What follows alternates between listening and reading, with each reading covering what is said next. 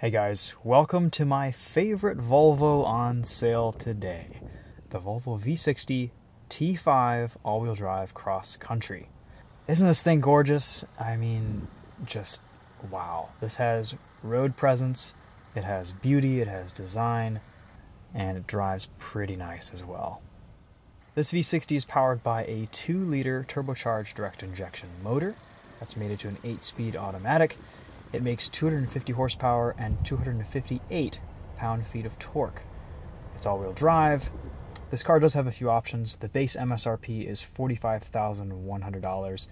This car adds on the Advanced package for $2,500, the Cross Country Pro package for $2,800, which includes 19-inch alloy wheels and a tailored dashboard. It also has a heated rear seat and heated steering wheel. And one of my favorite options, the Bowers & Wilkins premium sound system. We're going to do a sound test later on in this video. It's amazing. A few other options add up to a total MSRP of $56,990. The V60 Cross Country is rated at 22 miles to the gallon in the city, 31 on the highway, and 25 in the combined cycle. Let's walk you around this V60 Cross Country and go for a drive.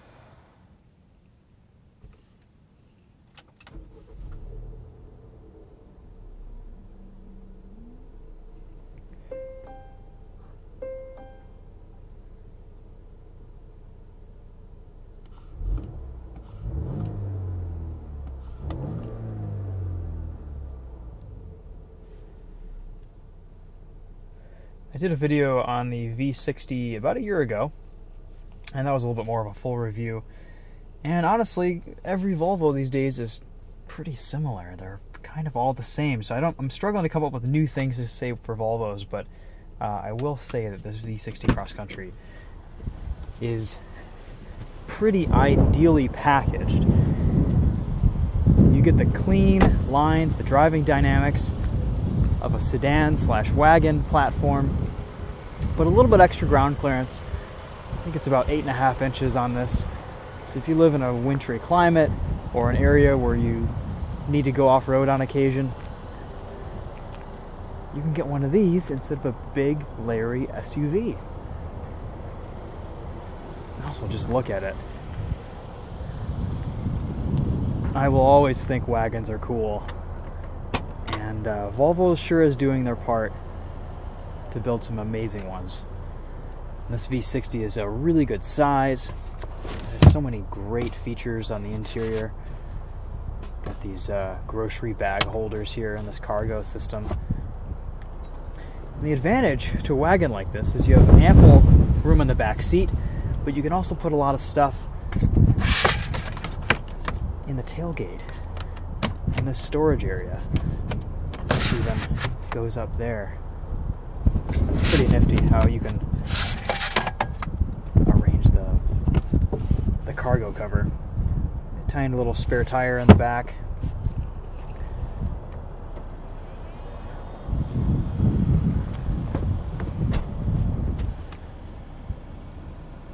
I've always liked the plastic cladding that Volvo's put on their cars. They did a lot of this in the 2000s, and then they started painting it on everything, and I'm glad they've kind of moved back to it. This back seat is very luxurious. Finally, Volvo has cars with back seat room. I have a ton of leg space, automatic climate control, heated seats back here. These headrests pop up and down.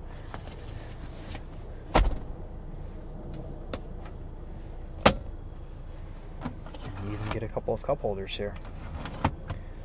All the leather, the materials, everything feels so smooth and so high quality, like it's going to last a long time.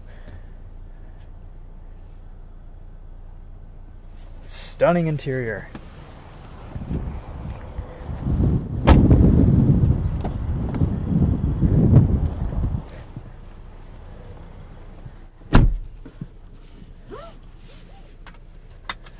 I like the spec of car too. It's a white interior, but there aren't a lot of points where sun tends to glare on you, except for maybe the top of the door handles and the speaker surrounds. But that's not something that's necessarily in your face. tops of the dashboard, the outside of the steering wheel, they're all trimmed in black leather, and that kind of reduces the glare, but you still get this light, airy feel to this interior.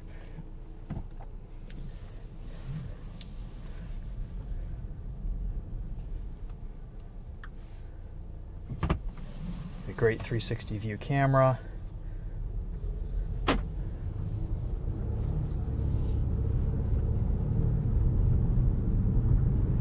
As always, I'm just so surprised at how refined Volvos have become with this latest generation of all the model lineup across the family.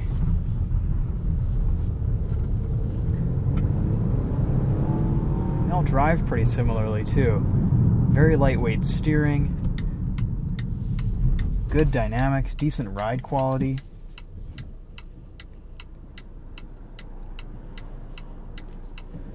This cross-country drives very similarly to the V60 I had last year. It doesn't have the 4C suspension, but dynamically it doesn't seem to be changed too much with this extra ride height.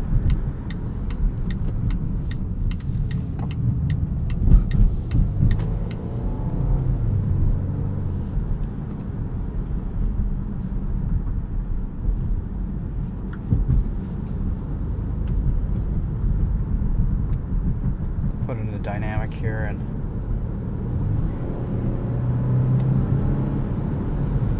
this T5 isn't the quickest iteration of this 4-cylinder, but I think it's ample power.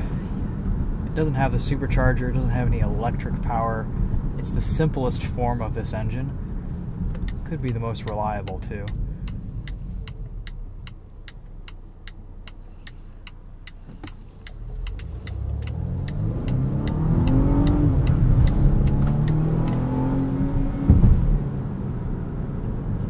Can still hustle this car pretty well.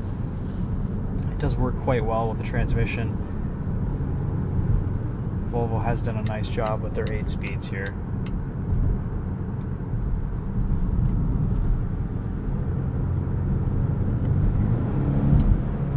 It's just a very smooth drive. Very fluid. Accurate steering. Bumps don't really unsettle this car at all. It's quite a relaxing driving experience, to be honest.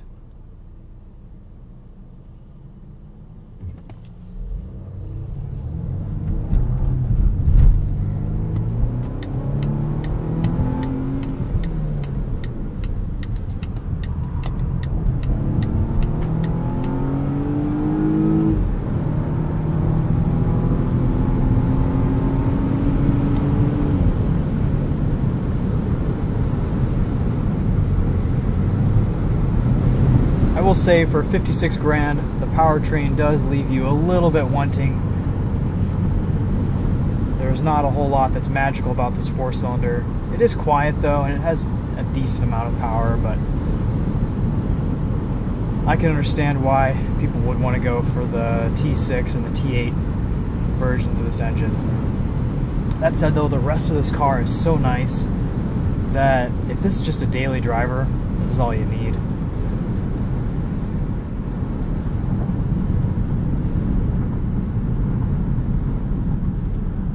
Let's get to the best part of this car, in my opinion. Let's do a sound test on this beautiful Bowers & Wilkins system.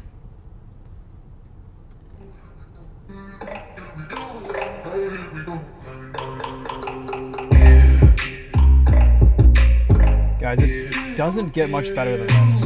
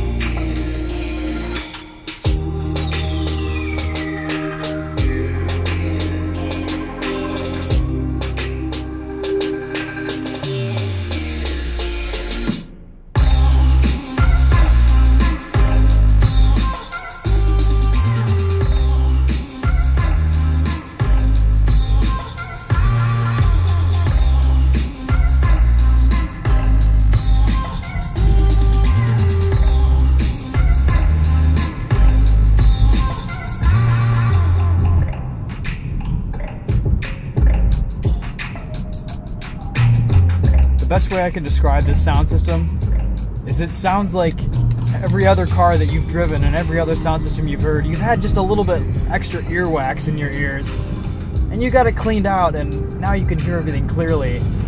It's pretty amazing. It doesn't get a whole lot better. I think it's right up there with Acura's ELS system and some of the best on the market, to be honest. It's pretty amazing.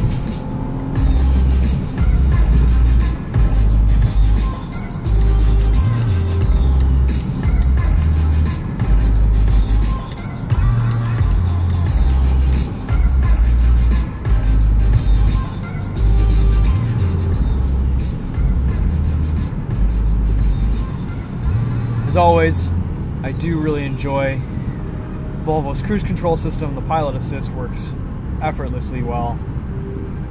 Really nice on the highway. Again, the more time I spend in Volvos, the more time I really enjoy in them and really appreciate the design, how everything's laid out. This touchscreen seems to be getting faster and faster over time. And also I'm just getting more used to using it.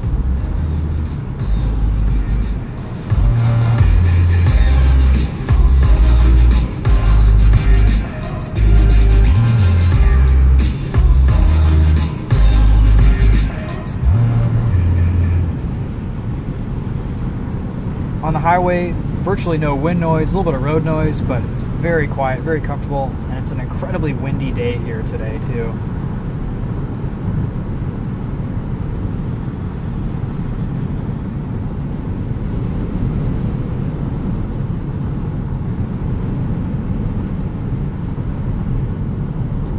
I find these seats really quite comfortable. You also get the little extension here. Not really sure how to pull it out. Maybe it's probably electronic. And the adjustable side bolsters.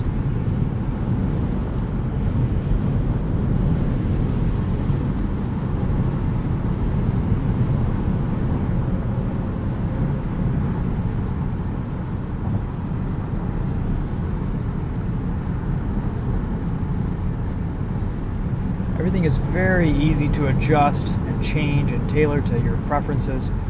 It saves a lot of settings. It'll save your heated seat, your heated steering wheel settings from the last time you drove the car. If you turn off stop start, it'll stay turned off. Just little things like that are nice when you're daily driving a vehicle.